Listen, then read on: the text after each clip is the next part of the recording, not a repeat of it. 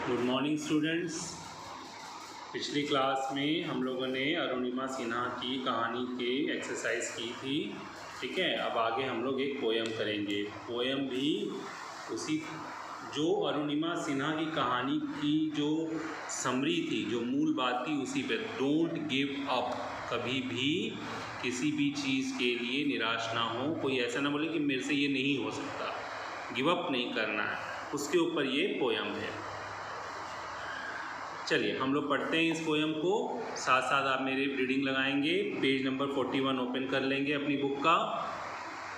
If you have tried and have not one, never stop for crying. All that's good and great is done just by patient trying. Poets कह रही है कि अगर आप कोई काम करते हो उसमें जीतते नहीं हैं तो रोने के लिए रुके नहीं। कभी भी ये ना सोचे कि अब मेरे से नहीं हो सकता, मैं नहीं कर सकता, ऐसा कुछ नहीं। All that's goods and great is done. सब कुछ अच्छा होगा और बहुत बढ़िया होगा। कब? जब आप धैर्य के साथ, जस्ट बाय पेशेंट ट्राइंग, जब आप धैर्य के साथ उसको दोबारा कोशिश करेंगे। फिर नहीं हुआ, फिर कोशिश करेंगे, लेकिन आप कर सकेंगे उसको कभी भी ये सोच कर के पीछे नहीं हटेंगे कि अब मेरे से नहीं हो सकता, आपसे हो सकता है। जैसे देखा था ना अरुणिमा सिन्हा, हम लोग ने पिछली जो कहानी पढ़ी थी उसके अंदर जब वो चढ़ रही थी ऊपर तो वो बोलती थी ना, बस एक कदम और तो मैं एवरेस्ट की चोटी पे होंगी ना, ऐसा उसने बोलता था। उसने पूरे धैर्य के साथ ट्राई किया, उसने गिव अप नहीं किया, उसने आगे बढ़ती गई। इसी तरह कभी भी किसी भी चीज़ को अगर हम लोग हार जाते हैं तो उसको छोड़ना नहीं है और उसको बेहतर तरीके से करना है। Though young birds in flying fell, still their wings grow stronger, and the next time they can keep up a little longer.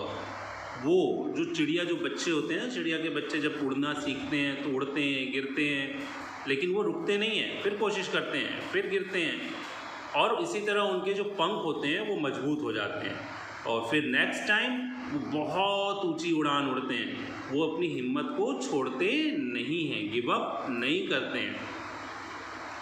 Though the sturdy trees had known many a wind that bore her, she has risen again and grown loftier and prouder.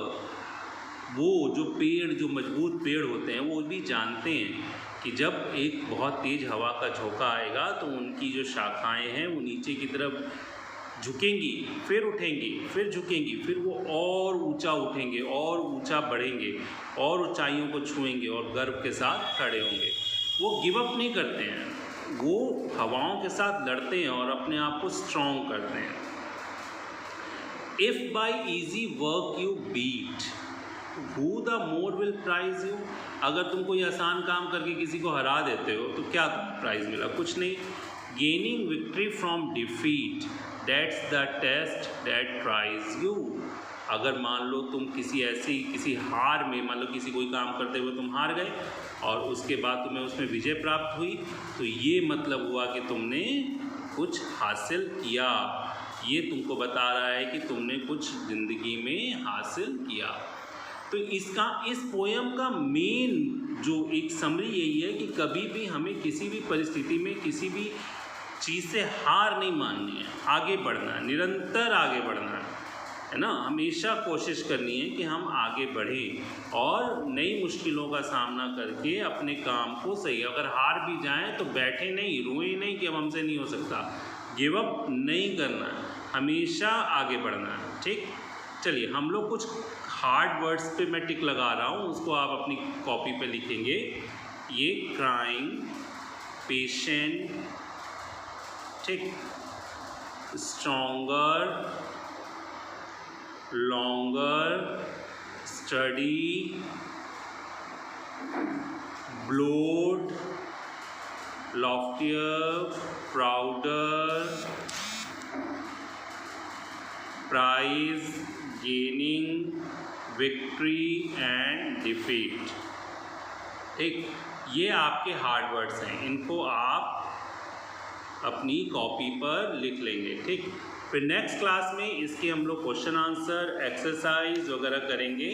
इस poem को आपको अपनी copy पे, ये 8 line की poem यहाँ से लेकर के यहाँ तक ये भी लिखनी है। ठीक है ना, 8 लाइन्स, और उसको याद भी करना है, एग्ज़ाम में पूछी जाती है ना, तो इसलिए इस 8 लाइन की पोएम्स को लर्न भी करेंगे। ठीक, चलिए फिर नेक्स्ट क्लास मिलेंगे, तब तक के लिए बाय।